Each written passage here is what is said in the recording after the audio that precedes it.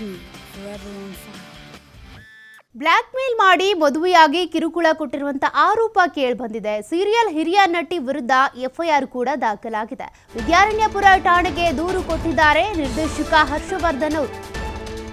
ಕಿರುತೆರೆ ನಟಿ ಶಶಿಕಲಾ ಅಲಿಯಾಸ್ ಸುಶೀಲಮ್ಮ ಇವರ ವಿರುದ್ಧ ಈಗ ಎಫ್ಐಆರ್ ದಾಖಲಾಗಿದೆ. ಕಿರುಕುಳ ಕೊಡ್ತಾ ಇದ್ದಾರೆ ಅಂತ ಕಾರಣಕ್ಕೆ ಬ್ಲ್ಯಾಕ್ ಮೇಲ್ ಮಾಡಿ ಮದುವೆ ಮಾಡಿಕೊಂಡಿದ್ರು, ಅದಾದ ಬಳಿಕ ಕಿರುಕುಳ ಕೊಡ್ತಾ ಇದ್ರು ಅಂತೇಳಿ ನಿರ್ದೇಶಕ ಹರ್ಷವರ್ಧನ್ ಅವರು ಆರೋಪ ಮಾಡಿ ಕಂಪ್ಲೇಂಟ್ ಕೊಟ್ಟಿದ್ದಾರೆ. ಪ್ರಜಾರಾಜ್ಯ ಸಿನಿಮಾ ನಿರ್ದೇಶನ ಮಾಡಿದ್ರು ಹರ್ಷವರ್ಧನ್. ಹಲವು ಸಿನಿಮಾ ಹಾಗೂ ಸೀರಿಯಲ್ನಲ್ಲಿ ಶಶಿಕಲಾ ನಟಿಸಿದ್ದಾರೆ. ಶಶಿಕಲಾ ಅವರು ಬ್ಲ್ಯಾಕ್ ಮೇಲ್ ಮಾಡಿ ನನ್ನನ್ನ ಮದುವೆ ಆಗಿದ್ರು, ಅದಾದ ಬಳಿಕ ಕಿರುಕುಳ ಕೊಡ್ತಾ ಇದ್ರು ಅನ್ನುವಂತ ಗಂಭೀರ ಆರೋಪವನ್ನ ಮಾಡಿ ಕಂಪ್ಲೇಂಟ್ ಕೊಟ್ಟಿದ್ದಾರೆ. ಈಗ ಶಶಿಕಲಾ ವಿರುದ್ಧ ಎಫ್ಐಆರ್ ಕೂಡ ದಾಖಲಾಗಿದೆ. ಇನ್ನು ಅಮ್ಮನ ಮಡಿಲು ಎಂಬ ಅನಾಥಾಶ್ರಮವನ್ನ ಕೂಡ ನಡೆಸ್ತಾ ಇದ್ದಾರೆ ಶಶಿಕಲಾ.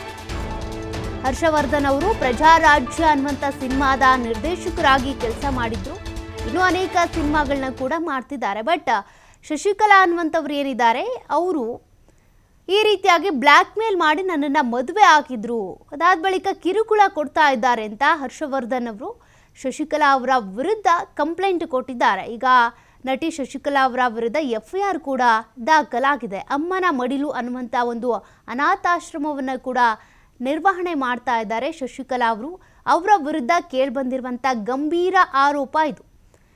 ನಿರ್ದೇಶಕ ಹರ್ಷವರ್ಧನ್ ಅವರು ಕಿರುತೆರೆ ನಟಿ ಶಶಿಕಲಾ ಅಲಿಯಾಸ್ ಸುಶೀಲಮ್ಮ ಅವರ ವಿರುದ್ಧ ಕಂಪ್ಲೇಂಟ್ ಕೊಟ್ಟಿದ್ರು ವಿದ್ಯಾರಣ್ಯಪುರ ಪೊಲೀಸ್ ಠಾಣೆಗೆ. ಹೀಗಾಗಿ ಕಂಪ್ಲೇಂಟ್ ದಾಖಲು ಮಾಡಿಕೊಂಡು ಎಫ್ಐಆರ್ ಕೂಡ ದಾಖಲಾಗಿದೆ. ಒಂದು ಕಡೆ ಎಫ್ಐಆರ್ ಪ್ರತಿಯನ್ನು ನೀವು ಗಮನಿಸ್ತಾ ಇದ್ದೀರಾ.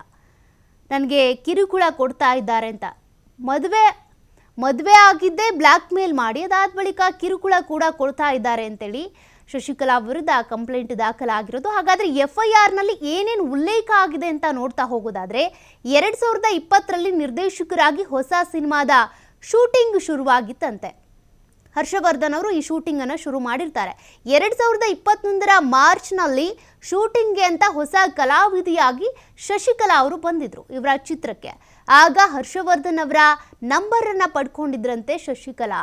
ಸಿನಿಮಾಕ್ಕೆ ಹಣ ಹೂಡಿಕೆ ಮಾಡ್ತೀನಿ ಅಂತ ನಂಬಿಸಿದ್ರಂತೆ ಹರ್ಷವರ್ಧನ್ ಅವರಿಗೆ. ರಿಲೇಷನ್ಶಿಪ್ನಲ್ಲೂ ಕೂಡ ಇರಿ ಅಂತ ಒತ್ತಾಯಿಸಿದ್ರಂತೆ ಹರ್ಷವರ್ಧನ್ ಅವರಿಗೆ. ಶಶಿಕಲಾ ಅವರು ಈ ರೀತಿಯಾಗಿ ಒತ್ತಾಯಿಸಿದ್ರಂತೆ. ಸಿನಿಮಾಗೆ ಹಣ ಹೂಡಿಕೆ ಮಾಡ್ತಾರೆ ಅಂತ ನಂಬಿಕೊಂಡು ಹರ್ಷವರ್ಧನ್ ಅವರು ಅವ್ರ ಜೊತೆಗೆ ರಿಲೇಷನ್ಶಿಪ್ನಲ್ಲಿದ್ದರು. ಆಗ ನಾನು ಮದುವೆ ಆಗಲ್ಲ ಅಂತ ತಿಳಿಸಿದಾಗ ಶಶಿಕಲಾ ಓಕೆ ಅಂತ ಹೇಳಿದರು.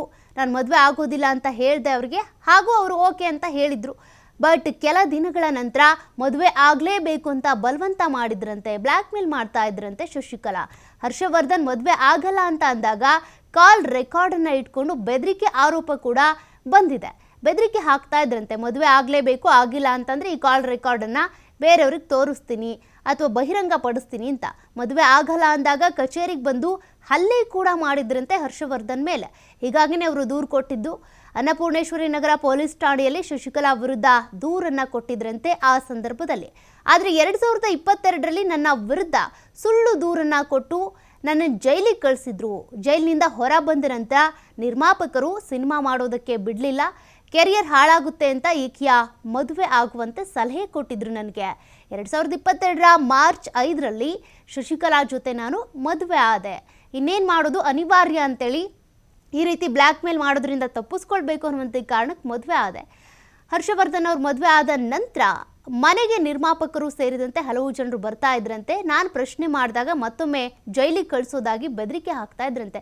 ಯಾಕೆ ಈ ರೀತಿ ಎಲ್ಲ ಮಾಡ್ತಾ ಇದ್ದೀರಾ ಅಂತ ಕೇಳಿದಾಗ ಮತ್ತೊಮ್ಮೆ ಜೈಲಿಗೆ ಕಳಿಸ್ಲಾ ನಿನ್ನ ಅಂತೇಳಿ ಬೆದರಿಕೆ ಹಾಕ್ತಾ ಇದ್ರಂತೆ ಶಶಿಕಲಾ.